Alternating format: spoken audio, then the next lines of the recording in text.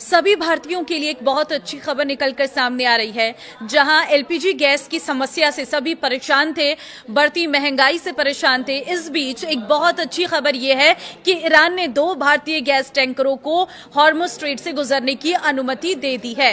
नमस्कार, मैं हूं आपके साथ ममता तिवारी और आप देख रहे हैं न्यूज 18 का digital platform. News agency Reuters ने अपनी रिपोर्ट में यह दावा किया है।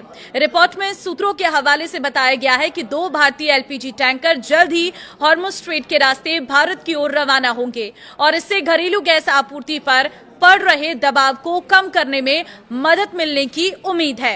रिपोर्ट में यह भी बताया गया है कि एक कच्चे तेल का टैंकर भी 1 मार्च के आसपास हॉर्मुज़ स्ट्रेट पार कर चुका है और सऊदी अरब का तेल लेकर शनिवार तक भारत आ सकता है। इससे पहले गुरुवार शाम को ही भारत में ईरान के राजदूत मोहम्मद फदहाली ने कहा था कि ईरान हॉर्मुज़ स्ट्रेट में भारत को सुरक्षित रास्ता देगा। उन्होंने कहा कि भारत और ईरान के बीच लंबे समय से दोस्ताना रिश्ते और आपसी भरोसा रहा है। इसी आपसी रिश्ते और भरोसे की वजह से ही भारत के लिए यह रास्ता खोल दिया गया है और पूरी सुरक्षित तरीके से भारत के 2 जहाज वहां से रवाना हो चुके हैं। हॉर्मुज़ स्ट्रेट विश्व के सबसे महत्वपूर्ण समुद्री मार्गों में से एक है, जिससे होकर वैश्विक तेल और गैस शिपमेंट का एक महत्वपूर्ण हिस्सा गुजरता है।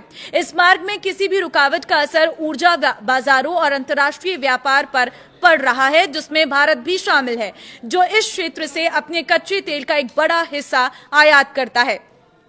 फदहाली के भारत के लिए सुरक्षित मार्ग के संकेत ऐसे समय में आए हैं जब सरकारी और शिपिंग कंपनियां पश्चिम एशिया में चल रहे संघर्षों के बीच हॉर्मुज़ स्ट्रेट के आसपास की घटनाओं पर नजर रख रही हैं। भारत में शुक्रवार को रसोई गैस के लिए सड़कों पर परेशानी की स्थिति रही। कई रास्तों में लोग कतारों में खड़े देखे गए, खाने पीने की दुकानें बंद हो गई, जमाखोरी की खबरें भी फैलने लगी। जबकि केंद्र सरकार लगातार ये कह रही थी कि देश में एलपीजी की कोई कमी नहीं है। केंद्र सरकार ने शुक्रवार को कहा कि घरों तक एलपीजी की बिना किसी रुकावट की सप्लाई सुनिश्चित कर दी गई है और सिलेंडर के लिए घबराने में बुकिंग करने की कोई जरूरत नहीं है। पेट्रोलियम और प्राकृतिक गैस मंत्रालय की संयुक्त सचिव सुजाता शर्मा ने बताया कि 5 मार्च से अब तक एलपीजी का घरेलू उत्पादन 30% तक बढ़ चुका है। शर्मा ने आगे कहा है कि घबराहट में बुकिंग करने की कोई जरूरत नहीं है और किसी भी एलपीजी डीलर के पास स्टॉक खत्म नहीं हुआ है। उन्होंने ये भी बताया कि युद्ध से पहले के समय में जहां औसतन 55.7 लाख एलपीजी बुकिंग होती थी, वहीं अब ये संख्या बढ़कर 75.7 लाख तक पहुंच गई है, जो ये दिखाता है कि लोग घबराहट में बुकिंग कर रही हैं। इसके बावजूद बिहार के कई जिलों में एलपीजी वितरण केंद्रों के बाहर लंबी लंबी कतारें देखने को मिली, जबकि जिला प्रशासन लगातार ये दावा कर रहा था कि घरेलू गैस सिलेंडरों की कोई कमी नहीं है। इजरायल और अमेरिका ने 28 फरवरी को ईरान पर हमला कर दिया था। हमले के जवाब में ईरान ने हॉर्मुज़ को बंद कर दिया। ईरान के हमले की वजह से जहाज इस संकरे जलमार्ग से नहीं गुजर पा रहे थे और भारत के जहाज इस जलमार्ग के बंद होने की वजह से काफी अधिक प्रभावित हुए हैं। कई मीडिया रिपोर्ट्स में दावा किया गया है कि ईरान ने नए सुप्रीम लीडर मुस्तफा खामेनेई गंभीर रूप से घायल हैं और कोमा में हैं।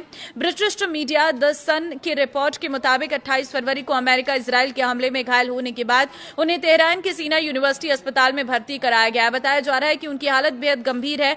रिपोर्ट के मुताबिक हल्के चोट के निशान हैं जो गहरे होते जा रहे हैं। उनका एक पैर काटना पड़ा और लिवर को भी काफी नुकसान पहुंचाया। अस्पताल के एक हिस्से को पूरी तरह से सील कर दिया गया और वहां पर भारी सुरक्षा तैनात है। मुस्तफा खामेनेई को उनके पिता और ईरान के पूर्व supreme leader Ayatollah Ali Khamenei की मौत के बाद 9 मार्च को देश का नया सुप्रीम लीडर बनाया गया था। अली खामेनेई की 28 फरवरी को मौत हुई थी। फिलहाल लगातार बदलते घटनाक्रम के बीच भारत के लोगों के लिए अच्छी खबर है कि भारत के 2 जहाज जो हैं वो स्ट्रेट ऑफ हॉर्मुज़ से निकल चुके हैं और जल्द ही भारत पहुंचेंगे, जिसके बाद जो गैस की किल्लत की खबरें आ रही थी उस पर पूरी तरह से लगाम लगेगा और किसी भी घबराहट में, किसी भी जल्दबाजी में एलपीजी सिलेंडर बुक करने की जरूरत नहीं है। लंबी लाइनों में लगने की जरूरत नहीं है। आपको आसानी से एलपीजी के सिलेंडर मिलेंगे।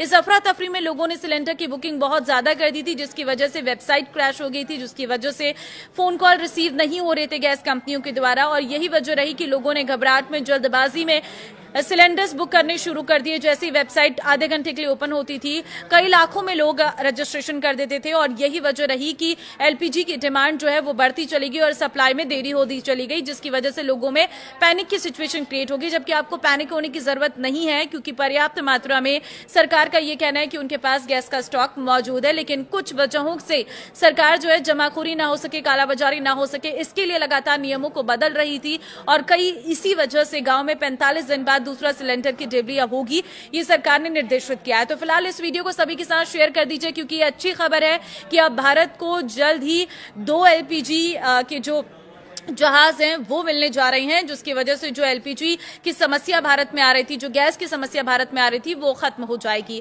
तो ये अच्छी खबर है। बस इंतजार है कि ये जंग जल्द से जल्द खत्म हो, जो बाकी की परेशानियां हैं, जो महंगाई बढ़ रही है, उस पर भी कहीं ना कहीं इससे कमी हो सके। इस वीडियो को शेयर करना जरूर, क्योंकि सभी लोगों को पता चल सके कि वॉर की सिचुएशन में आखिर भारत के पक्ष में क्या माहौल इस वक्त बना हुआ है। नमस्कार।